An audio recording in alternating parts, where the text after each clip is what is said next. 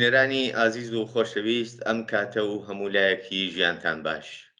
خۆشحاڵم کە لە ئەڵقەیەکی نوێی بەرنامەی ژیان و خەباتی یارانەوە لەگەڵ ئێوەی ئازیز بەیەک شاد دەبینەوە.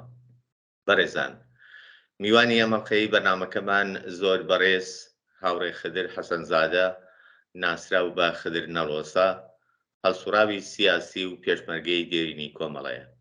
بۆ هیوایی کە کات و ساتێکی خۆش لەگەڵ بەرنامەکەمان بەسەر ببەن، فەرموون بۆ بیستن و بینینی ئەم بەرنامەیە. کاک خدرجان، زۆر سپاس لەوەی کە بەشداری بەرنامەکەمانی بەخێر بیت. زۆر سپاس کە کرنگیان، منی سپاسان دەکەم. دەستان خۆش بێ کە ئێمەتان بەسەر کردوتەوە. سڵاو ڕێزم هەیە بۆ هەموو بینەرانی تەلەڤیزیۆنی کۆمەڵە و داوای سەرکەوتن بۆ هاوڕێیانی تەلەڤیزیۆن دەخوازم. زۆر سپاس بۆ بەڕێزیشتان. پێم خۆشە کاک خدر سەرەتا کەمێک باز لە بیۆگرافی و ژیانی سەرەتایی خۆی بکا بۆی بچینە ناو قسە باسکەمانەوە. من لە ئەوەڵی ساڵی ئەوەڵی شاریوەری 1343 لە ئاوایی نەڵۆسا لە بنەماڵەیەکی فەقیر و زەحمەتکێشدا لەدایک بووم. ئیتر لە 7 ساڵگیەوە چوومە مەدرسە و هەر لە دەی خۆمان یەکەم جار بوو کە معلم دەهات بۆ دەیەکەی ئێمە. ساڵی تقریبا 1349 بوو. چوومە مەدرسە و دەورانی ئیبتداییم لە مەدرسە خوێند، لە نەڵۆسە خوێند. دوای ئەوە ئیتر هاوینانیش کە وەکو هەر کەسێکی خەڵکی دێ هاوکاری دایک و باوک و ئەوانم دەکرد لە کاروباری کەشاوەرزی و مەڕداری و ئەوانەدا. ئیتر بە دوای ئەوەشدا بۆ خوێندنی دەورەی ڕاهنمایی چوون بۆ شەهرەکی ڕەبەت. لەوێ ئیتر ئیدامم بە خوێندندا تا قیام کرا. ژیانی بنەماڵیتان چۆن بەسەر دەبێت؟ پیشەی خانەوادە چی بوو ئەوەندی کە لە دێبوون؟ ئێمە خانەوادەیەکی زۆر فەقیر و زەحمەتکێش بووین. بڕێک زەمینمان هەبوو، زەمینێکی چکۆلە و ئیتر هێندێک حەیوان و مەروماڵاتمان هەبوو. ئەوانەمان بەخێو دەکرد و من زۆرتر دەم خوێند، یعنی زۆرتر برایەکەم و بابم و مامم و ئەوان کار و شتەکان دەکرد. هاوینێکیان ئیتر من لەگەڵ مام چوون بۆ کوورەی خشتان. خەڵکی لای ئێمە زۆر کەس دەچوون بۆ کوورێ، بۆ منتقەی تەورێز و مەرەند و ئەوانە. ئیتر ماوەیەک چوومەوێ، بەڵام بە حکمی ئەوەی کە منداڵ بووم فقط توانیم 15 ڕۆژ لەوێ کار بکەم. ئیتر منیان ناردەوە ماڵێکیان تۆ کارت پێ ناکرێت. ئیتر ئەمە ژیانی ئێمە بوو. کاتێککە چووی بۆ کوورەخانە ئێستا ڕاپەڕین کرا بوو یا بەر لە ڕاپەڕین چوویە کوورەخانە؟ نەخێر، بەر لە ڕاپەڕین بوو. چۆن شەرایەتی کوورەخانەکان دوای ڕاپەڕین زۆر فەرقی کردبوو؟ ئێستابات و شتی زۆر لەو سەرودەمەدا داهاتە گۆڕێ و ئێتراز دەکرا بە کەمبوونی نرخەکانیان و مانگرتنی گەورە گەورە لە منتقەی تەورێز و شەبستەر و لە هەمەدان و ملای وانە دەبینرا. بۆیە پرسیارم کرد پێما بوو لەو سەرودەمەدا بەڕێستان کوورەخانە چوو.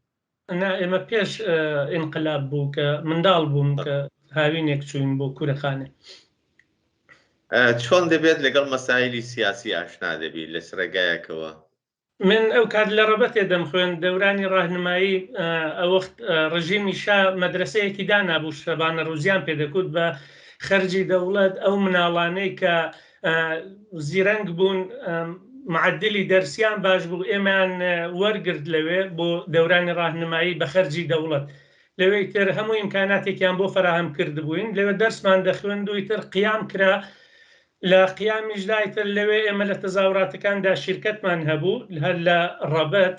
بەدوای ئەوەدا پێشمەرگە مقڕاتی کردەوە لە شەهرێکی ڕەبەت. هێشتا جمهوری ئیسلامی نات بۆ ڕەبەت. ڕەبەت منتقەی ئازاد شودە بوو و هاتوچۆی مقڕم دەکرد، مقڕی کۆمەڵە، و لەوێ لەگەڵ کۆمەڵە ئاشنا بووم و لەگەڵ بیرروباوەڕی کۆمەڵە. دیارە بەڕێستان سەردەمی ڕاپەڕین تەمەنێکی زۆرتان نەبووە، بەڵام وەکو بیرەوەری چیت لە بیرە لە سەردەمی ڕاپەڕین هاڵوهەوای ئەو دەمی ڕاپەڕین چۆن بوو تا کاتێکە ڕژیمی شا دەڕوا و ئەم ڕژیمە لەسەرکار؟ من دقیق هەموو شتەکانم بەبیر نایەت، بەڵام مەسەل شوعاری وامان دەدا، دەمان کوت نەود نەوتی خۆمانە نایدەین بە بێگانە. بەعزە شوعار هەیەکمان دەدا، ئەو وەختە بەڕاستی بەبیرم نەماوە شوعارەکان چی و چی بوون. شوعاری سیر سیر و عجایبمان دەدا، یا مەسەلەن کەسانێک لە منطقەی سەردەش کە گیرا بوون، مەسەلەن دەمانکوت دەرکە و پەنجەرەی زیندان دەشکێنین، فلانکەس و فلانکەس دەردێنین، ئیتر ئاوە ناومان دەکوتەوە. وەکو زۆرم شت لەبیر نەماوە بەڕاستی، چون بە حکمیەوەکە و کات منداڵ بووم. ڕاست کاتێک کە کۆمەڵە مەقەڕەکەی دێتە ئاواییەکەی ئێوە یا ئەو دەوروبەری ئاوایی یا محەلەکەتان لەگەڵ کۆمەڵە ئاشنا دەبن، ئاشنایەتی لەگەڵ کۆمەڵە بە مانای پەیوەستبوون تە ڕاستەوخۆ بە ڕیزی پێشمەرگەوە یا سەرەتا چالاکی سیاسی.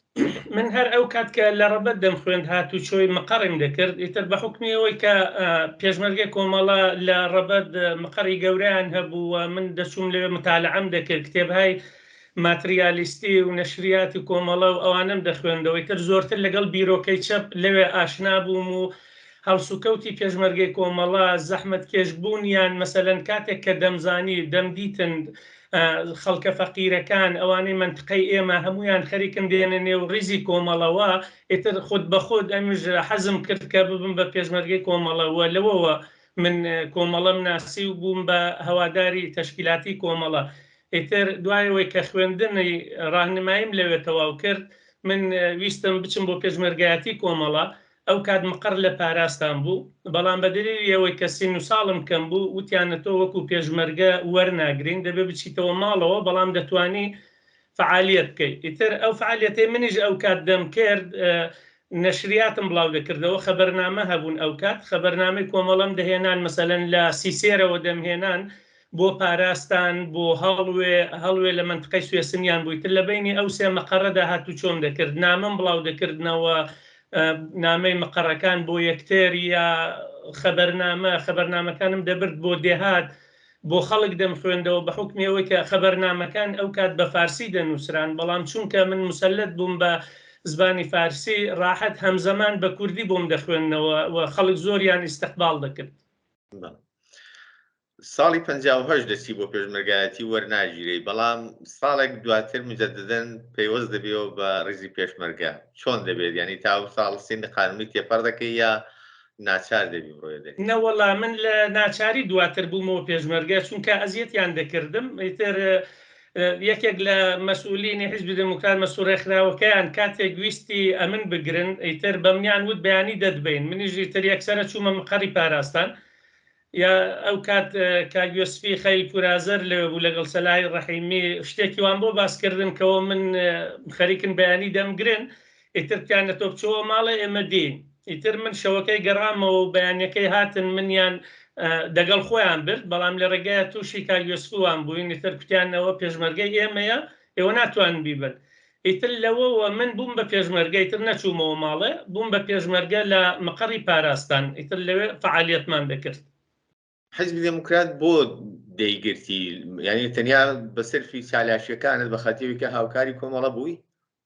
وەلا بەشێکی ئەوە بوو، ڕاستە بەشێکی ئەوە بوو، لەبەرەوە کە تەبلیغات، چون ئێمە شتەکە وا بوو، ئێمە ئەو کات تەبلیغاتمان عەلەیهی حیزبی دموکراتیش دەکرد، چونکە هێندێک جار لەو کاتانەدا بۆ نمونە شەڕی ئاغا و ڕەعیەتەکان ڕووی دەدا لە منطقەی نەڵێنێ، حیزبی دموکرات پشتیوانی لە ئاغاکان دەکرد، کۆمەڵە پشتیوانی لە جوتیارەکان دەکرد، یعنی هەر لەو کاتەوە تەبلیغ ئەم جۆرە مەسائلە هەبوو. کاتێک کە جمهوری ئیسلامی جادەی سەردەش مەهاباتی گرتەوە، لە مەهاباتەوە نیرو هاتن، ئێمە و کات لە ڕەبەت بووین، هەر ماشێنێک مەسەلەن پێشمەرگەیەک دوو پێشمەرگە حیزبی دموکراتی لێبوو، کاتی مفاوزاتی جمهوری ئیسلامی بوو لەگەڵ هێزە کوردیەکان، ئیتر هاتن ئاوە بەو شێوەیە بۆ سەردەشتێ و نیروی ڕژیم هاتەوە و شاری سەردەشتی گرتەوە. ئیتر ئێمەش ئەو تەبلیغاتەمان دەکردی تر بۆ ڕوونکردنەوەی خەڵکی کە بزانن فەرقی کۆمەڵە و حیزبی دموکرات چییە. ئەو کاتە ئەو کات کۆمەڵە و دموکرات بڕاستەوخۆ ئێستا شەڕیان دەست پێ نەکردبووە، هەر لە حاڵەتی شەڕێکی تەبلیغاتی ساردا بن، وەنیە؟ ئەسقەزا ئەو کات کە من بوومە پێشمەرگە لە دووسێ جار یعنی شەڕ دروست بوو، بەڵام نەدەبوو بەتەقە. بۆ نمونە ئێمە لە پاراستان بووین، لە مەقەڕی پاراستان هەوادارێکی کۆمەڵە و هەوادارێکی حیزبی دموکرات بەیەکەوە بەشەڕات بوون، لەسەر ئەوە هاتن دەوری مەقەڕی ئێمەیان گرت، وتیان دەبێ ئەم مەقەڕە چۆڵکەن. ئێمە مەجموعەیەکی زۆر کەم بووین، لەوانەیە 10 نەفەر 10 پێشمەرگە بووین، بەڵام مقاومەتمان کردمان چۆڵی ناکەین تر هەرزوو نامەمان نارد. ئەو کات بێسیم و تەلەفۆن و ئەو شتانە نەبوون، نامەمان نارد بۆ مەقەڕی هەڵوێ، مەجموعەیەک پێشمەرگە لەوێەوە هاتن لە سیسێرەوە لە بانەوە مەجموعەیەکی زۆر پێشمەرگە هاتن، ئیتر وا بوو کە زانیان ئێمەش نیرومان هەیە و ئیتر شەڕەکە نەکرا لە پاراستان، شەڕی حیزب و کۆمەڵە نەکرا. وەجارێکی دیکەش هەر لە ئاوای سیسێر هاتن دەوری سیسێریان گرت، حتا خەریک بوو بە تۆپی 105 لە ئاوایی سیسێر بدەن، وردە تەقەیەک بوو بەداخەوە پێشمەرگەیەکی بانەیمان لێوێ شەهید بوو. ئیتر بەڵام لەوێ کۆتایی پێهات چونکە خەڵکی منتقا دەخاڵەتیان دەکرد، دەهاتن داتنە بینی ئێمە و حیزبی دموکراتەوە نەیان دەهێشت. بەرحاڵ حیزبی دموکرات بە تەوری کولی پێی خۆش نەبوو کۆمەڵە فعالیت بکات لەو منتقەیە. زۆر ڕاستە. کاتێکە دەبی بە پێشمەرگە لەکوێ لە سیگوردان و نێکدا سازمان دەدرێت بۆ کارکردن بۆ ئاسوورانت. ئەو کات من یەکەم جار بووم بە کاتێک دوایەوە کە ماوەیەک لە مەقەڕی ڕەبەت و هین ڕەبەت و سیسێر و پاراستان بووم، کۆمەڵە هێزی کرێکاری دروست کرد لە منتقەی سەرسنوور، یعنی لە پیرانشار و سەردەشت و بانە. هێزێکیان دروست کرد بە نێوی هێزی کرێکار و منیش بووم بە پێشمەرگەی هێزی کرێکار. ئەو کات هاوڕان مامۆستا جەماڵی بزۆرگپور و تایر شەعبانی مەسئولینی سیاسی نظامی هێزەکە بوون. ئیتر ئێمە فعالیەتەکەمان لە منتقەی سەردەشت بوو و لە بانەش بوو، ئیتر ئەمە مەحدودەی فعالیەتی ئێمە بوو. ئەو کات هێشتا جادەی سەردەشت بانە و سەردەشت مەهاباد و یا سەردەشت پیرانشار نەگیرا بوونەوە، ئێمە ئیتر بە ئازادانە هات چۆمان دەکرد، فقط شارەکان لە دەست ڕژیمدا بوون. دروست. کاتێ دەبی بە پێشمەرگە باس کرد کە تەمەنت کەم بووە، ئەو مدەتەی تا تەمەنت بە تەمەنی قانونی دەگات لەکوێ سازمان دەدەی؟ کاری ڕسمان دەبی بە پێشمەرگەیەک لە چالایشی پێشمەرگانەدا؟ من کاتێکە لە هێزی کرێکار بووین چوین بەدوایەوەیدا کە ماوەیەک لە سەردەشت بووین، مەقەرمان لە بێکەش بوو لەسەر جادەی بانە سەردەشت، دوای ڕۆیشتین بۆ منتقەی بانە، لەوێت لە منتقەی بۆیەن و ئەوانش مەقەراتمان هەبوو لە چەندین دەرگیری و ئەوانەدا لەسەر جادەی سەقزبانە لە دەوروبەری سپیکەمەرە لەوانە شرکەتمان هەبوو. و دوای ساڵێک ئەمن کە دوور کەوتبوومەوە لە ماڵە بە حکمیەوەی کە هێشتا هەر خۆم بە مناڵ دەزانی وەڕەزی خانەوادەم کردبوو. من لەگەڵ مامۆستا جەماڵوان قسەم کرد کە مەرەخەسیەکم دەوێت، ئیتر مەرەخەسیان پێدا من هاتمەوە بۆ نەلۆسە بۆ دەیەکەی خۆمان. ئەو کات منتقەیەمە ئازاد شودە بوو، جمهوری ئیسلامی نهات بوو. ئیتر لە ماڵەوە کە وەزعی ماڵەوەم دیت، دایکم نەخۆش بوو، وەزعیەتی خانەوادەمان فەقیر بوون، ئیتر بەڕاستی نەمتوانی بچمەوە بۆ پێشمەرگایەتی و نامەیەکم نووسی بۆ مەسئولینی هێز و داوام لێکردن ئەگەر بکرێ من لە ماڵەوە بمێنمەوە و نێمەوە بۆشم نووسی بوون کە من چی بکەم لە ئەسلحەکەم. ئیتر مامۆستا جەماڵ نامەی بۆ ناردم کوتی ئەسلحەکەت دەتوانێت هەر پێ بێت و لە ماڵە بە وەکو هەواداری کۆمەڵە دابنیشە. ئیتر وا بوو ئەم ماوەیە لە ماڵەوە بووم، بەڵام کاری تەشکیلاتیم هەر دەکرد، هاتوچۆن مەقەڕم دەکرد، کاروانم دەکرد، دەچوون بۆ دیوی عێراق باروشتەم دەهێنا لەگەڵ خەڵکی دیکە ئیدەی خۆمان. جاری وابوو بۆ کۆمەڵەش بارم دەهێنا، جاری وابوو بۆ خۆمان و بۆ فرۆشتنەوە و خەرج و خۆراکی ماڵەوەمان ئاوە تەئمین دەکرد. ئیتر هێندێک جاریش حتا مەسەلەن ئەو کات پەلی شەیدانی تاڵە سووار لە مەریوانەوە هاتبوونە منتقەی ئێمە، لەگەڵ ئەوانیش هاوکاریم دەکرد بۆ شناسایی لەگەڵ مەسئول پەلەکەیان شەید ئەحمەد تاریک بوو، دەچوون بۆ شناسایی منتقە و شتە. ئیتر حتا لە عملیاتیشدا شرکەتم دەکرد، هەرچەند پێشمەرگەش نەبووم. و یا مەسەلەن کاتێک کە منتقەی مکوریان گیرایەوە، ئەو ڕفیقانەی کۆمیتە مەرکەزی و هەموو جەماعەتی مکوریان هاتن بە دیەکەی ئێمەدا و ڕۆیشتن بەرەو مەرزی عێراق و ئەوانە پەڕینەوە. من لێوەش هاوکاری ئەوانم دەکرد لەو منتقەی وەکو شارەزا لەگەڵیان بوو. دواتر چۆن دەبێت دەچیەوە دەبێەوە پێشمەرگە؟ دوای ساڵی 62 من دووبارە بوومەوە پێشمەرگە و منیان لە کۆمیتە بەخشی نەڵێندا وەکو پێشمەرگە سازماندا. ئیتر کۆمیتە بەخشی نەڵێنیش هەر لەو دێهاتانەی دەوروبەری ئێمە بوون، هەرچەند ئێمە دێهاتەکانی ئێمە بەشی گەورێک بوو، بەڵام ناوی کۆمیتەکە کۆمیتە بەخشی نەڵێن بوو.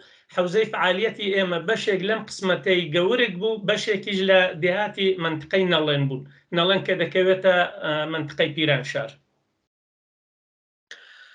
ئەو سەرودەمەی کە ڕژیم هێرش دەکات سەر و ناوچانە کە ناوچی ئازادکراو بوون و لەوانە و منطقەی کە بەڕێستان تێدا هەڵدە سۆڕان، دەتوانی وەکو بیرەوەریەک شێوەی هێرشەکە ئەو بەرەنگاریە کە لە ئاسیدا دەکرات و چۆنیەتی لە دەستدانی و ناوچە ئازادکراوانە ئەگەر لە بیرت مابێت؟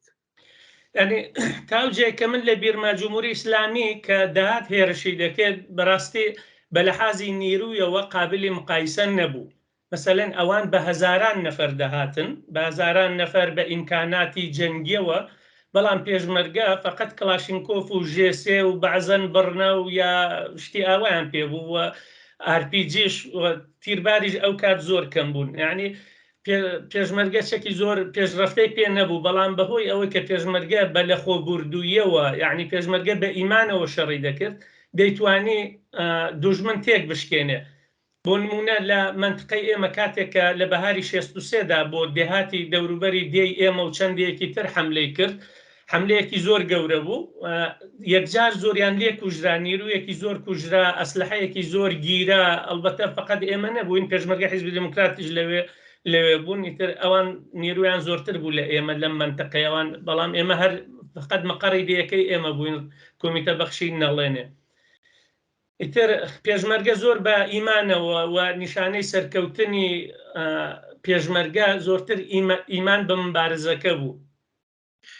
کابەر لە دەستپێکی شەڕی حیزبی دموکرات و کۆمەڵە بەڕەسمی لەو کاتانەدا کە ڕژیم هێرشی دەکرد، بەرەنگاربوونەوەکان هاوکاری بوو، ینی وا بوو هەردووک لە یەک جێبهەدا و هاو کات لەگەڵ ڕژیم بەرەنگار ببنەوە؟ هەبوو، بەڵێ زۆر جار هەبوو. مەسەلەن بۆ خۆم جاری وا بووە لەگەڵ بووم لەگەڵ پێشمەرگە حیزبی دموکرات هەر لەو منطقەیە کە دەوڵەت هاتووە حملەی کردووە. لە زۆر منطقان دەبینی بەیەکەوە دەبوون کاتێککە جمهوری ئیسلامی حملەی دەکرد. بەڕستان باز دەکەن لە زۆر لە شەڕەکاندا بەشدار بوون.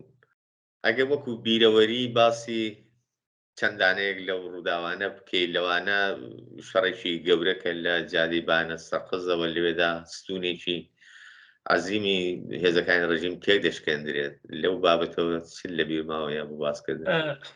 من تاوجێی لە بیرمە ئەو کات من لەگەڵ هاورە جەماڵی بزۆرپور بووم، من نارنجۆکەندازم پێ بوو و لە ڕوبەڕووی ئاوایی مجێسە لە سەرجادەی بانە سەقز ئێمە سەنگەرمان گرت بوو، مەجموعەیەکی دیکەش خولاسە لەسەر جادە کەمینیان دانابوو. لەم بەراوبەر لەسەر بەرزایەکان بەیانی کە ستونێکی گەورە لە سەقزەوە هات بچێ بۆ بانە، ئیتر کەوتە کەمین و دەرگیر بووین هەتا ئێوارە هەوای تاریک بوو. لەو دەرگیریەدا چەندین ماشێن سووتان، چەندین نەفەر کوژران، ئێمە 2 شەیدماندان و 3-4 برینداریشماندان. و ئێوارێکە چووینە سەر جادە دەستکەوتەکان کۆ بکەینەوە، هەمزەمان لەگەڵ ئێمە مەجموعەیەک پێشمەرگەی حیزبی دموکراتیش هاتن، فەرماندەکان ناوی حەبیبوڵڵا ساوانی بوو، هاتن بە زوڵم، یعنی وەکو زوڵم کتیان دەبێ ئێوە لەگەڵ ئێمە ئەو دەستکەوتە بەشکەن. ئێمە دەمان کوتبا بە ئێمە لە بەیانیەوە لێرە کەمینمانداناوە دەرگیر بووین، ئێمە ئەم ستونەمان تێک شکاندووە. ئاخری مەجموعەیەک ئەسلحەیان بردن ئەوان، ئێمەش جیبێکی ئەرتەشی و هەروەها تۆپێکی 106 و زیلێکمان لەگەڵ خۆمان هێنا و ئیتر دوایی ئێمە مەجموعەیەک پێشمەرگە تۆپەکەمان بردە بۆکانێ. ئەو کات بۆکان لە دەست پێشمەرگەیدا بوو، مقڕی کۆمەڵە لەوێ بوو، ئیتر بردمان بۆ ئەوێ تۆپەکە. ئیتر لەم شەڕەدا شەڕێکی زۆر گەورە بوو. ئەلبەتە دیارە لە شەڕی دیکەشدا بووم کە دواتر حتمما ئیشارەی پێ دەکەین. یعنی حیزبی دموکرات لەو شەڕەدا بەشداریش نەبوو، بەڵام خوازیاری سامی خۆی بوو لەو دەستکەوتانەدا. ڕاستە، بەڵێ ئەوان ئەسڵەن یەک فیشێکیان نەتەقان، عملیاتەکە ئێمە کردمان، بەڵام ئەوانیش لەو منطقەیە بوون. ئیدی دوایی ئێوارەیە کە تەقەتەوە بوو هاتن، ئیتر ئەوانیش ئەسلحەیان کۆ دەکردەوە و چونکە ڕژیم تێک شکا بەڕاستی هەموو ستونەکە لە بین چوویتر ئەوەی هەڵات دەنا کوژرا لەوێ. کاک خدر کاتێکە شەڕی حیزبی دموکرات و کۆمەڵە دەست پێ دەکات، چەندە تاسیری بوو لەسەر ئەگە بە بەراورد لەگەڵ بەر لەوەی کە شەڕەکە دەست پێ بکات کاتێک بەرەنگار بوونەوە دەبوو لەگەڵ ڕژیم ئەو شەڕەی ناوخۆیە چەندە تاسیری بوو لەسەر کاریگەری هێزی پێشمەرگە لە بەرامبەر هێزەکانی ڕژیمدا چەندە ئاستەنجی دروست کردبوو بەڕاستی بێگومان تاسیری هەبوو کاتێک کە ئێمە بۆ نمونە شەڕمان نەبوو دەگەڵ ئەوان دەگەڵ حیزبی دموکرات ئێمە 2 نەفەری و 3 نەفەری لە منطقەی نەڵێنێ دەچوین لەو دێهاتانە تەبلیغاتمان دەکرد دەچوین مناتقی ئیشغاڵی بوون دەچوین یارمەتیمان کۆ دەکردەوە کاری سیاسیمان دەکرد کۆبوونەوەمان لەگەڵ شۆڕاکان دەکرد بەڵام بەدوای ئەوەدا کە شەڕی حیزبی دموکرات و کۆمەڵە دروست بوو ئێمە نەمان دەتوانی بە جەمعێکی چکۆلێ یا بە شێوەی تیم فعالیت بکەین و یا حتا بە ئاشکرایی چونکە لەولاوە ئەگەر لەگەڵوان دەرگیر بووینایە ئەگەر لەگەڵ هەمزەمان لەگەڵ جمهوری ئیسلامی دەرگیر بووینایە چون مەواردی وا هەبووە بۆ نمونە لە شەڕدا لەم سەر حیزبی دموکراتی لێبووە لەو سەر جمهوری ئیسلامی یعنی لە هەردوو لاوە ئێمە تەقەمان لێکراوە بەڵام بەرحاڵ ئێمە حتى الإمكان خۆمان پاراستووە یعنی بۆی زەربە نەخۆین بەڵام مەحدودیش بووینەوە هەرچەندە بۆ نمونە لەو منطقانەی کە کۆمەڵە زۆرتر فعالیەتی دەکرد زەربەی گەورەتر لە جمهوری ئیسلامی دەدرا بەڵام لەو منطقانێک کە ئێمە هێزمان کەمتر بوو ئێمە نەمان دەتوانی یعنی بە تەوری کولی لەگەڵ ڕژیم شەڕێکی تەواو بکەین چونکە هەمیشە دەبووە احتیاط بکەین بە خاتری حیزبی دموکراتیش ئەو شەڕی حیزبی دموکرات و کۆمەڵە بەستمە چەندە ئیمکانی پێشگرتنی بووە دەکرا ڕوو نەدات بەڕاستی نەخشی خەڵک لەو نێوەدا چ بوو ئێمە وەکو کۆمەڵە مخالفی ئەو شەڕە بووین دیارە وەکو پێشمەرگە مەجبور بووین کاتێک کە شەڕەکە دەهات ئێمە شەڕمان دەکرد لە ناچاریە بەڵام ئێمە هەمیشە لەو دێهاتانە بووین بە شەو بە ڕۆژ هەر دێک کە دەچوین لەگەڵ خەڵک کۆبوونەوەمان دەکرد داوامان لێ دەکردن دەمان کورد وەرن ئیتلاعەیەک بنووسن داوا بکەن خەڵک داوایان دەکرد دەمان کورد وەرە ئیمزای بکەن خەڵک ئیتلاعەیە ئیمزا دەکرد داوایان دەکرد لە حیزب و کۆمەڵە کە ئەو شەڕە ڕابگرن دەمان کورد ئێمە ئامادەین بەڵام حیزبی دموکرات ئامادەگی نەبوو هەتا وابوو هەموو هێزی پێشمەرگە لە مەناتقی کوردستان چون بۆ دیوی عێراق و ئیتر عەمەلەن شەڕەکە تەواو بوو چونکە حزوری نظامی کەم ببووە لە منطقە ئیتر خود بەخود شەڕەکە تەواو بوو بەڵام ئێمە هەمیشە مخالف بووین هەمیشە تەبلیغاتمان کردووە لە نێو خەڵکدا کە ئێمە مخالفی شەڕی حیزب و کۆمەڵەین حتا بۆ نمونە لە مناتقی مەرزی مەسەڵەن ئێمە لە سونێ بووین پێشمەرگە حیزبی دموکراتیش لەوێ بوون مناتقی نزیک پایگای عێراقی بوو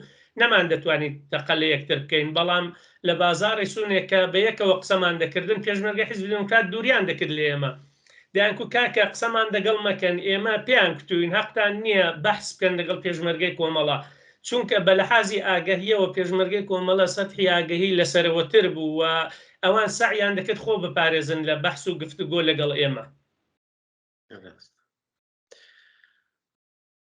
بەڕێستان لە دەورانی پێشمەرگایەتیدا بێگومان بە پرسیارەتیشت بووە دەکرێت ئەو بەرپرسیارەتیانەی کە پێت پێدراوە بەڕێوەت بردوون چی بوون من ماوەیەکی کورت مەسئولی تیم بووم لە گەڵاڵەی لە مالومەش مەسئولی دەستەی واحدی ئامادە بووم ماوەیەک و دوای ئەوەش مەسئولیەتی تدارکاتی گوردان و ناوچەی سەردەشتم هەبووە ماوەیەک مەقەڕمان هەبووە ئەو جار بێسیمچی دەستە پەل گوردان تەمەرکۆز و ئوردوگا و لەو ئاخرەشدا بەر لەوەی ئێمە بینە دەرەوە مەسئولی مخابرات کۆمەڵە بووم بۆ ماوەیەکی کورت بەڵام دوای کە هاتینە تورکیە ئیتر من ئیستەحفامدا و ئیتر ئێمە ئەو کات هاتینە دەرەوە ئەمە مەسئولیەتەکانی من بوو لە کاتی مەسئولیەتەکاندا و لە کاتی شەڕ و دەرگیری لەگەڵ هێزەکانی ڕژیمدا هیچ کات پێشاتوە برینداربی من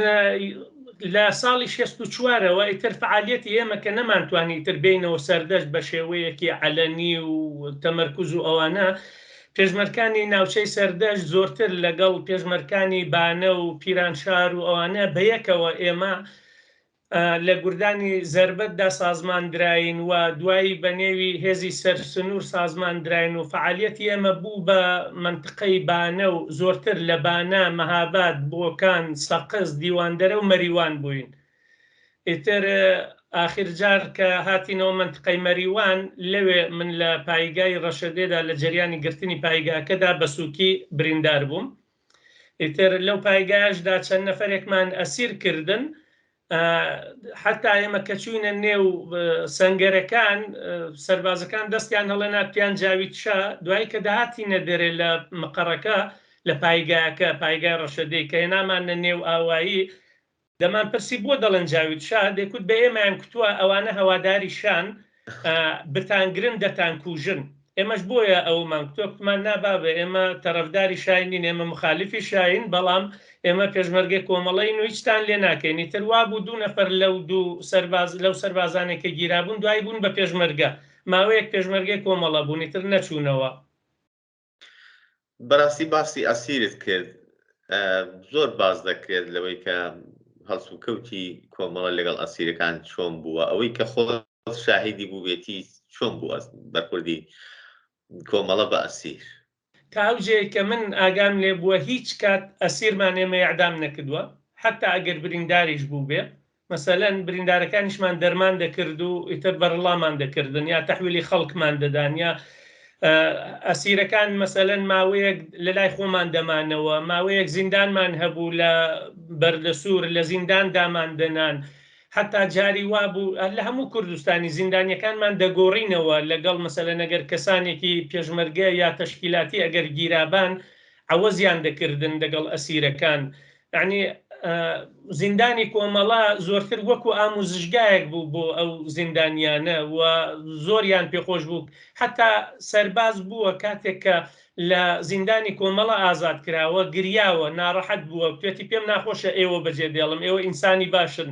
ئەم تعریفەی کە بۆ ئێمەیان کردووە لە عملدا ئێوە ئەوە نین، یعنی جمهوری ئیسلامی بە ئێمە کتووە ئەمە کلیلی بەهەشت و بڕۆن و دەبێت بکوژن و دەنادەتان کوژن و بەڵام ئێوە سەرڕایەوە کە نەتان کوشتوین خەریکن خزمەتی ئێمە دەکەن، خەریکن ئێمە ئاگاه دەکەنەوە. یعنی کۆمەڵە بەرخوردی لەگەڵ ئەسیر زۆر باش بوو. کۆمەڵە بەرخوردی لەگەڵ ئەسیر زۆر باش بوو. ڕەوابط و مناسباتی ناوخۆی پێشمەرگەکان چۆن بوو، یا تەعاملیان لەگەڵ خەڵک و خەڵک لەگەڵ پێشمەرگەی کۆمەڵە؟ ڕەوابەتی ئێمە زۆر خۆش بوو لە ڕەوابەتی پێشمەرگانە. بۆ نمونە تۆ گەر چوبای بۆ ناوچەیەکی تر یا ئەگەر پەلێکی ناوچەیەکی دیکە هات بە منطقەکەی ئێمە هەر خود بە خود وەکو ڕفیق و برا و یعنی ئەوەندە تێکەڵاو بووین، هیچ وەخت ئیحساسی غەریبیمان نەکردووە لە لای یەکتر. ینی حتا لە شەڕەکاندا ئەگەر پێشمەرگەیەک بریندار بوو بێ یا شەهید بوو بێ، ڕفیقەکەی هیچ وەخت فکری لەوە نەکردوێتەوە بەجێ بێڵە. ئەگەر حتا بە قیمەتی گیان لە دەستدانی خۆشی بوو بێ، هەمیشە سعی کردو ڕفیقەکەی نەجاتدات. دەیان فیداکاری هەزاران فیداکاری کە من ئێستا لەبیرم نیە ئێستا هەموو باس بکەم، بەڵام زۆر شتی وا بووە کە ڕفیقەکان چۆن دەچن بۆەوەی جەنازە ببێننەوە، بۆەوەی بریندارێک نەجاتدەن، بۆ خۆیان بریندار دەبن یا بۆ خۆیان شەهید دەبن. لە رابطە لەگەڵ خەڵکیش بەڕاستی خەڵک لەگەڵ ئێمە زۆر باش بوو، تا ئەوجێ کە هەرچەندە بەڕاستی فشاریان لەسەر بوو، بەتایبەت ئەو کاتانەی کە شەڕی حیزب و کۆمەڵە هەبوو و پێشمەرگەکان بۆ نمونە هەمیشە جەمعێکی زۆر 100 پێشمەرگە 200 پێشمەرگە دەچوینە دێهاتی لە دەیەک 3-4 شەو دەماینەوە، ئەرکێکی زۆر بەسەر خەڵکەوە بوو. ئێمە دەڕۆیشتن حیزبی دموکرات دەچوو، ئیتر هەمیشە ئاوا ئەرکێکی زۆر لەسەر خەڵک بوو. بەڵام بازم خەڵک هەر ئێمەیان خۆش دەویست، پێشمەرگیان خۆش دەویست، ئیتر زۆر باش بوو. یعنی ڕەوابەتی خۆشمان زۆر خۆش بوو ئەو کات. کاک خدر کۆمەڵە هەمیشە هەتا ئێستاشی لەگەڵ بێڵبەتە خۆی بە بەشێک لە بزوتنەوەی شۆڕژەرانی کوردستان، یعنی خۆی لە بەشێک لەو جەماوەرە دەزانێت بە عینی، و سەرەتایی ڕاپەڕین و دوای ڕاپەڕین کۆمەڵە بەنسبەت زۆرێک لە جێرانەکانی دیکە درەنگتر هەڵسوڕانی خۆی ئاشکرا کرد و تەشکیلاتێکی ساواتر بوو بەنسبەت زۆریان، بەڵام زۆر زووتر لە هەمویان گەشەی کرد، پێیگرت و جەماوەری بووە. ئەو هۆکارانەی کە کۆمەڵە ئەو کات پێی بەهێز بوو و لەناو خەڵکدا پێی خۆشەویست بوو چی بوون بەڕاستی؟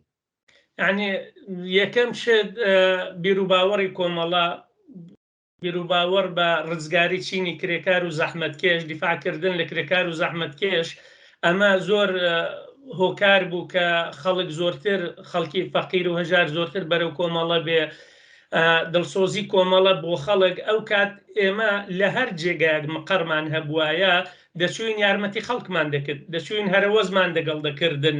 ئیتر تا دوای کۆنگرەی دوو ئەوانە ئیتر باسی ئەوە کراکیان ئەمە سیاستێکی پۆپۆلیستیە و پێشمەرگە نابێ بچێ کار بکات لە نێو دێهاتدا و لەگەڵ خەڵکو و لە زەوی وزاردا و ئیتر ئەو وەختە ئەم سیاستە گۆڕدرادەنا. پێشتر هەمیشە ئێمە لە نێو خەڵک بووین، دەچوینە ماڵان یارمەتی خەڵکمان دەدا.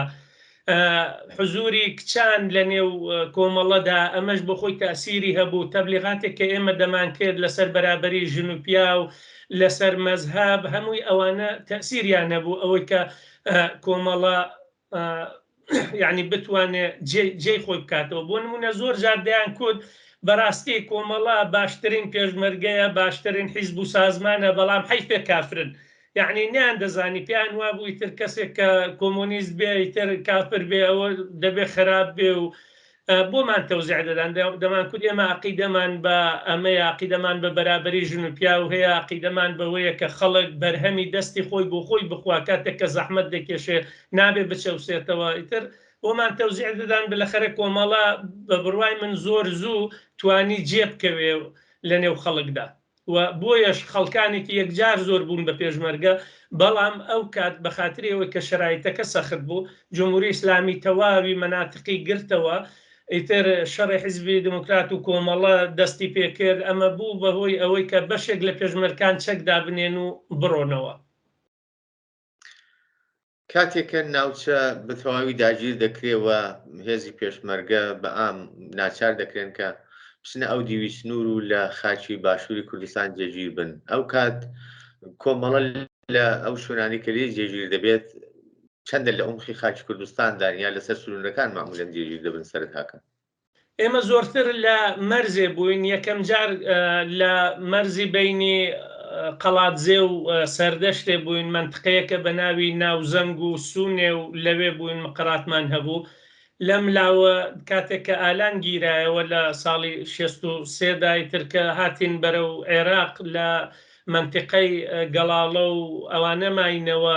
دوای چوینە مالومە، دوای مالومەژی تر چوینە لای چوارتا و ماوەت و بەرحاڵ زۆرتر لە مناتقی مەرزی بووین. ئێمە فقط هێندێک مەقەرمان لە ناو شارەکان بوون، دەنا زۆرتر لە مناتقی مەرزی بووین، دەوروبەری ڕانیە و قەڵاتزێ و سلەیمانیە و ئیتر بیارە و چوارتا و ماوەت و ئەوانە زۆرتر لە مناتقی مەرزی بووین. لەوێەوە ئێمە دەچوینەوە منتقا. جاری وابوو مەسەلەن 6 مانگ 7 مانگ ئێمە لە منتقە دەماینەوە. هەرچەند منتقە هەموو ژغاڵ شوودە بوو، بەڵام شەوانە دەچوینە دێهات و ڕۆژانەش داهاتینەوە کێوەکانی تر. جاری وابوو دەرگیر دەبووین، بەرحاڵ بەرنامەی عملیاتیمان هەبوون، بەرنامەی سیاسیمان هەبوو، تر هەموو فعالیەتانەمان هەبوو. ئەو کاتێک کە پشتجێبهە دەبووە ئەو دیوی سنوورەکان ئەو شوێنانی کە باست کردن، چەندە سەخت بوو بۆ پێشمەرگە کاتێک وەکو جەولە دەهاتەوە منتیقەوە بە قەولی بەڕێستان چەند مانگ دەمانەوە پشتەریەک. بەڕاستی شەرایطی پێشمەرگە لەو کاتەدا چەندە دژوار بوو؟ یعنی بۆ ئێمە زۆر سەخت بوو، بەڵام بە حکمیەوەی کە دەچوینەوە نێو خەڵک زۆر خۆش بوو. یعنی هەرچەندە ئیمکانات نەبوو، مەسەلەن ئێمە جاری وا بوو مانگێکیش نەمانتوانیوە لیباس بشۆین، خۆمان بشۆین. ئیتر هەر دەبووە لەسەر شاخ و کێو بین. یعنی خواردن بۆ نمونە جاری وا بووە گۆشتمان کڕیوە، مەڕێکمان کڕیوە، خوێمان پێ نەبووە، یا مەسەلەن ویستومانە نان دروست بکەین، ئاردمان پێ بووە، یعنی هیچی دیکەمان پێ نەبووە، مەجبور بە دووگی مەڕشتە کولیچە و کولێرە شتە دروست بکەین. ژیانێکی سەخت بوو، بەڵام دڵخۆش بووین چونکە لە نێو خەڵکدا بووین، حزورمان هەبوو، خەڵک یارمەتی دەداین. بۆ نمونە وڵاممان دابایە هەر دێیەک هەر شۆڕایەک یا لە نێو شارەوە شتیان بۆ دەهێناین، خواردنیان بۆ دەهێناین. تر لەو بابەتەوەی مەخیالمان ڕاحەت بوو. لە کوردستان عێراقەوە ئێمە بە ماشێن داهاتینە سەر مەرزژی تر جمهوری ئیسلامی لێبوو، ئێوارێکە هەوا تاریکی دەکرد، ئیتر دەپەڕینەوە داهاتینە ناو منتقە. ئیتر ئاوا جاری وا بوو 7 مانگ 8 مانگیشمان پێچووە چوینە منتقە ماوینەوە.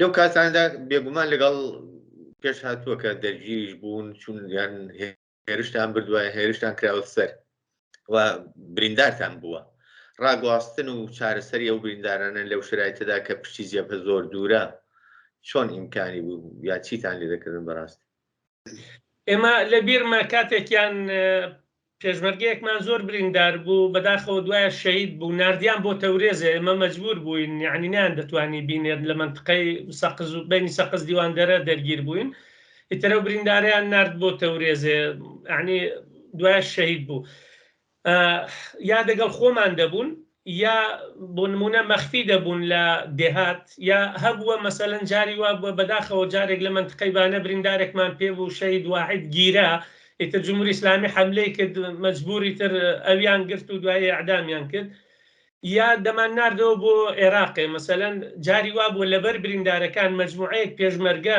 مەجبور بوون بگەڕێنەوە بۆ کوردستانی عێراقێ یعنی بریندارەکە بەرنەوە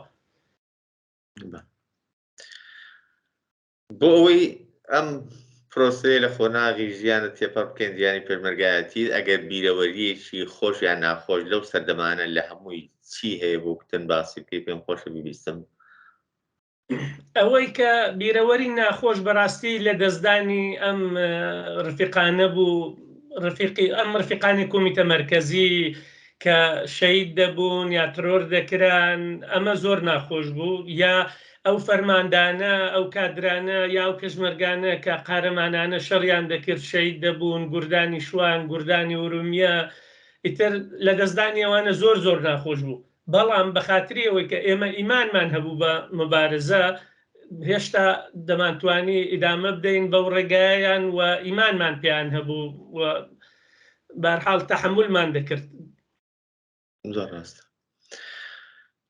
دواتر چۆن دەبێت کە تەسمیم دەگرن بڕۆنە دەرێ بۆچی ئەکسەرەن لێک قۆناغی دیاریکراودا لە سەروبەندێکی دیاریکراودا زۆربەی پێشمەرگەکان یا ڕفیقەکان دەچنە دەرەوەی وڵات کاتێک کە مناتقی کوردستان میلیتاریزە بوو بە تەوری کولی و پێشمەرگە حزوری کەمتر بوو لە منطقە نەمان دەتوانێت بچینەوە و بەرحاڵ قیامێکرا لە عێراق و ئەمە کاتێک کە ئەمریکا حەملە دەکات ئیتر دەستوباڵی پێشمەرگە دەبەسترێ و پێشمەرگە ناتوانێت بە ئازادی هەروە بشتەوە نێو خاکی ئێرانێ و ئەو کات گرایشی کۆمونیزمی کارگەریش کە دروست بوو لە نێو کۆمەڵەدا کە ئەوان پێیان وابوو ئیتر ئێرە جێی فعالیت نییە فعالیەتی نظامی باوی نەماوە و دەبێت ئەم نیرووە بڕوات بۆ دەرەوەی وڵات هەر پێشمەرگەیەک دەبێت نازان پاسپۆرتی خارجی پێبێ بەداخەوە من بۆ خۆم شخصان دەڵێم ئاشبەتاڵ ئەمە وەکو ئاشبەتاڵێک وابوو مجموعەیەکی زۆر کادر و پێشمەرگە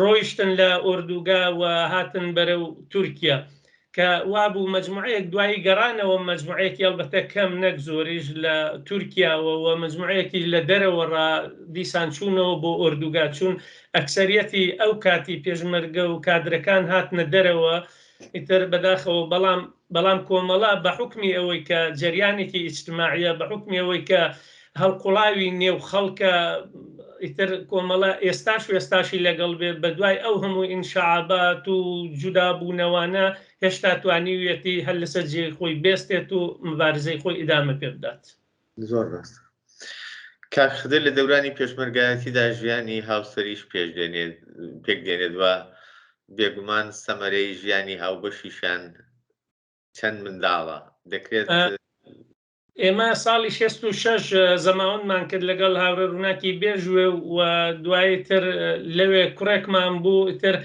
هاتین بۆ تورکیای و لە تورکیا شەو ساڵێک لە تورکیا ماینەوە ئیتر ساڵی 71 هاتین بۆ فەنلاندێ حدودەن 30 ساڵێکە تقریبا لە فەنلاندی 3 مناڵمان بوو ئێستا 4 مناڵمان هەیە و لێرەش خەریکی زۆرتر خەریکی ژیانی شەخصی بووم لێرە تا ژیانی تەشکیلاتی چونکە نازام لێرە بەرحاڵ وەکو تەشکیلات کەمتر فعالیت و ئەوانە بە فعالیەتی بەرچاو نییە بە حکمیەوەی کە ئێمە لە پایتەختی ژناژین بڕێک دوورین لە پایتەخت فعالیتمان کەمترە مەگەر ئەوەی کە لە بەرنامەهای کۆمەڵەدا لە ڕۆژی کۆمەڵە لە هەر مەراسمێک 8 مارس ئەوان یەکی ئەیارەوانی کە کۆمەڵە تەرتیبیان دەدا شرکت دەکەین و لە شارەکەی خۆشمان لە تەزاوراتی ئەوڵی مایمە و ئەوانەدا شرکت دەکەین یا تەزاورات هەیە عەلەیهی جمهوری ئیسلامی پشتیوانی لە زیندانیانی سیاسی لەوانەشدا شرکت دەکەین دەچین بۆ تەزاورات و ئەوانە و بۆ خۆشم ئێستا کاری متەرجمی دەکەم بۆ زبانی فارسی و کوردی و دەری ئەفغانی و لەگەڵ فەنلاندی. هیوادارم سەرکەوتوو بیت. وەختێک دەچیە بە تایبەت فینلاند زمانێکی زۆر دژواری هەیە بۆ فێربوون. ئەو ئاستەنگانەی ئەو کێشانەی کە لەگەڵی بەرەوڕوو بوون تاوی کە فێری زمان دەبن و تا ئێستای لەگەڵ بێکە کار دەکەی وەکو متەرجمێک کار دەکەیت. بەڕاستی و ئاستەنگانە بۆ ئێوە یەک وەکو پەنابەر و لە وڵاتی فینلاند چی بوو؟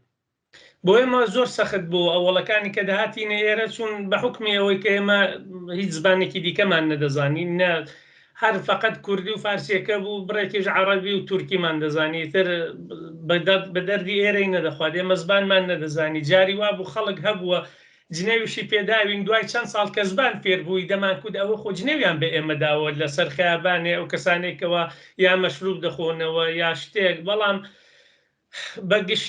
بەگشتی باش بۆ خەڵک لێرە هەرچەندە ڕاستیست هەیە بەڵام بەو شێوەیە نییە کە یعنی عام بێت خەڵک پەنابەری خۆش دەوێ و ئەگەر کەسێک خۆشیشی نەوێ دەنگ ناکەن یعنی ئەوە نییە کە هجووم بکەنە سەر پەنابەر و ئەوانە ئەم بەڕاستی ڕازیم هەر ئەوەی کە ئێمە چونکە ئێمە کاتێک کە لە تورکیە بووین لە خەتەری دیپۆرتکردنەوەدا بووین بۆ نمونە حدودەن 120 پێشمەرگیان گرتن دەوڵەتی تورکیە بردننی بۆوان کە تەحویلیان داتەوە ئەوان گروپی ئەوەڵ بوون ئێمە گروپی دووەم بووین ئەگەر تورکیە موەفق بایە ئەوانی تەحویل دابایەوە تەحویلی ئێران قرار بوو مەعاوزە بکەن بە پێشمەرگەی پێکاکە ئیتر ئێمەشیان دەناردەوە بەڵام بە احترازی ئێمە و کۆمەڵە و سازمانی شۆڕای سەراسەری و شۆڕای پەناهندگان و UN و خەڵکی وان و نانهێشت کە ئەو دیپۆرتە سوورەت بگرێ و جەماعەتەکان هێنایەوە بۆ ئەنکارە ئیتروا بوو ئێمەش دیپۆرت نەکراینەوە و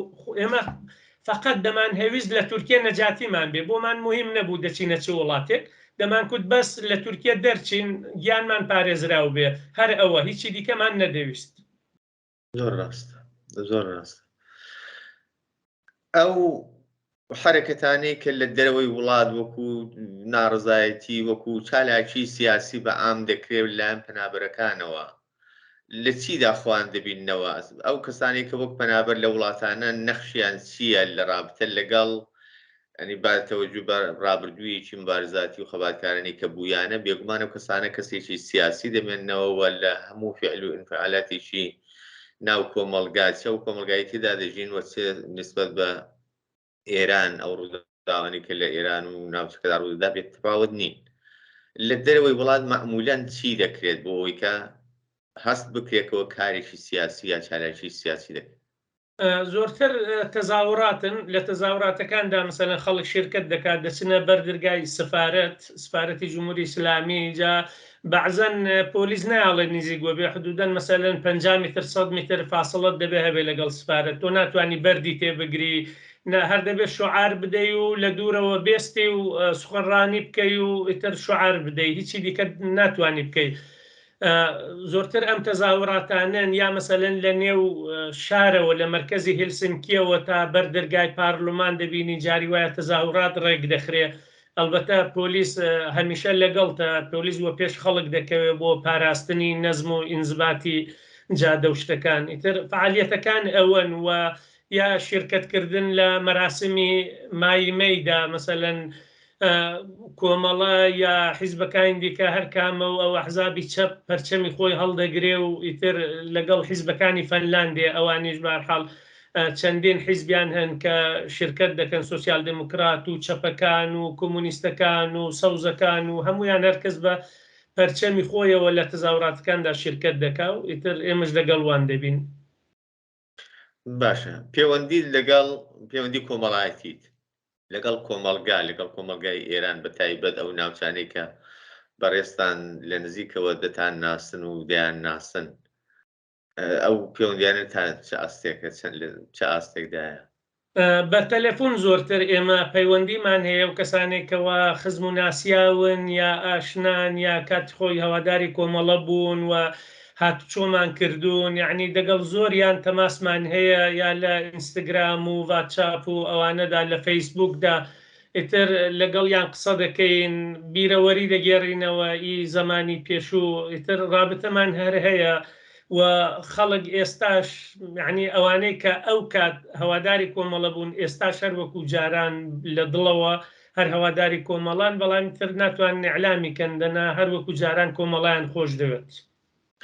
یاین دەتوانین بڵێن ئەو شێوە پەیوەندیانەی ئەمسالی بەڕێستان لە دەرەوەی وڵات لەگەڵ خەڵکی ناوەوە جۆرێک لە جۆرەکان هەم لە بواری تەبلیغیدا و هەم لە بواری تەئسیرگوزاری و باری ڕۆحیشدا لەسەر کەسەکان تەئسیر دادەنێەوە ئەو ڕابردووی خەبات و مبارزەیە و فکریەت و تەشکیلاتێکی وە کۆمەڵە و ئەوە هەر ئاوەری ناو زێهنی خەڵکدا دەتوانێت زیندوو ڕابگرێت، دەتوانێت تەبلیغاتێک بێەوە خەڵک بەرە و ئەو مبارز و خەباتە ڕابکێشەوە هەروە بێگومان دەکرێ وا بێت وە بە بڕوای من ئەم بەسەرکردنەوانە ئەم مساحبانە لەگەڵ ئەم کادر و پێشمەرگانە بەرحاڵ جەماعەتێکی زۆر مەجموعەیەکی زۆر کادر و پێشمەرگە لە سەختترین شەرایطدا لەم تەشکیلاتەدا تەشکیلات کۆمەڵیان هێنا هەتا ئەو کاتکە لەوێ بوون زەحمەتیان تێدا کێشا و کۆمەڵیان لەسەر پێی خۆڕاگرت، ئەمانە هەموو تەئسیریان هەیە. بە بڕوای من جێی خۆیەتی کۆمەڵە دەبوایە زۆر زووتر ئەم کارەی کردایەوە، ئەمانەی بەسەر کردبانەوە، یعنی قسە و باس خاترە گێڕانەوە، یعنی لەم جەماعەتە ئیستفادە بکات، یعنی تەماسگرتن لەگەڵ پێشمەرگەهای قەدیمی بە بڕوای من زۆر بەجێ کۆمەڵە ئەو کارە بکات کە پەیوەندی لەگەڵ هەموو پێشمەرگەکان بکاتەوە. بەرحاڵ ئێمە هیچ کەس زیادە نییە تا نیرو زۆرتر بێ کەمە. بێگومان وایە. کاکسەرجان دوایین پەیامت ئەگەر شتێک باسمان نەکرد بێ لازمە باسی بکەوە یا پەیامت ڕوو بە بینەرانی تەلەڤیزیۆنی کۆمەڵە هەیە فەرموو دواتر ماڵاوایی دەکەین بەیەکەوە لەوە زیاتر کاتم ناگرم مادون نا. من یەکشت کە ویستم باسی بکەم کە لە قسەکاندا باسم نەکرد وەرەی پێشمەرگەی کۆمەڵی بوو لە کاتی شەڕدا، لە کاتی تنگانەدا هەمیشە شعاری بژی سۆسیالیزم و بژی کۆمەڵە و بژی حیزب کۆمونیستی ئێرانیان دەگوتەوە، یعنی بەو شعارەوە بە پیلمەرگ وە دەچوون. ئێمە هاوڕەیەکی دێرینمان لێرە لە فەنلاندێک کاک مستفای قادری ساڵی ڕابردوو بەداخەوە بەهۆی نەخۆشی کۆچی دوایی کرد، حتا لە بیمارستانی لە ئاخرین ڕۆژەکانی سەرمەرگیدا دەیکوت بژی سۆسیالیزم.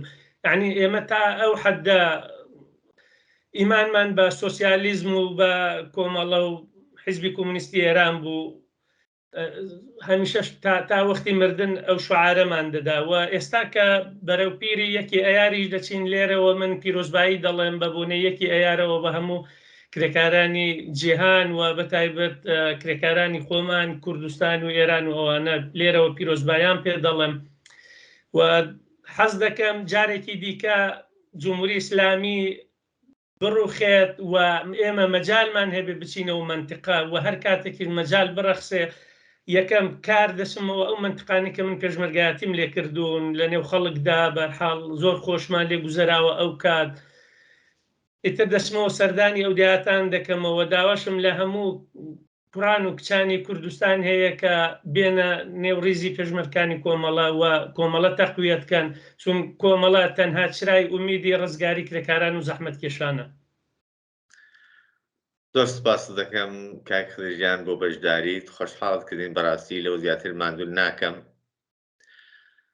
بینەرانی ئازیز و خۆشەویست، ئەوەی کە لە ماوەی ڕابردوودا پێشکەشتان کرا وتوێژێک بوو سەبارەت بە خۆناغەکانی ژیان و خەباتی هاوڕێ خدر حەسەنزادە، بەو هیواییکە کاتێکی خۆشتان لەگەڵ بەرنامەکە بەسەر بردوێت تا بێگەیشتنەوەیکی دیکە لە ئاڵهێشتنەوەی بەرنامەی ژیان و خەباتی یاران هەر شاد و بەختەوەر بژین.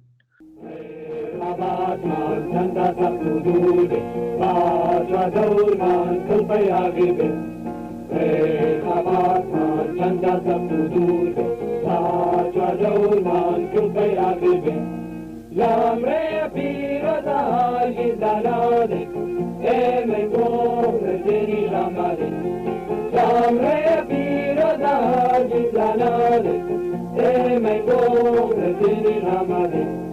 بۆ دنیایەکی نوێ بۆ هەژارە بۆ دانانی کۆمەڵگەی یەکسەر بۆ دنیایەکی نوێ بۆ هەژارە بۆ دانانی کۆمەڵگەی یەکسەر ڕاگی زۆرداری لە ڕیشە دەبێنی بۆی ئازادی گەلمانەتێنی ڕاگی زۆرداری لە ڕیشە دەبێنی بۆی ئازادی گەلمانەتێنی ڕاباری چینی کرێکارە ڕێی نامی ڕێگەی تێکۆشە ڕاباری چینی کرێکارە ڕێی نامی ڕێگەی تێکۆشە ئاڵای سووری شەڕشمانەواکەی هەر بە ڕۆژی سەرکەوتنەکەی ئاڵای سووری شەڕشمانەواکەی هەر بە ڕۆژی سەرکەوتنەکەی ڕێخەڵاتمان چەندە سەخت و دوور باشە دەورمان کڵپەی ئاگرگن ڕێخەڵاتمان چەندە سەخت و دوور باشە دەورمان کڵپەی ئاگرگن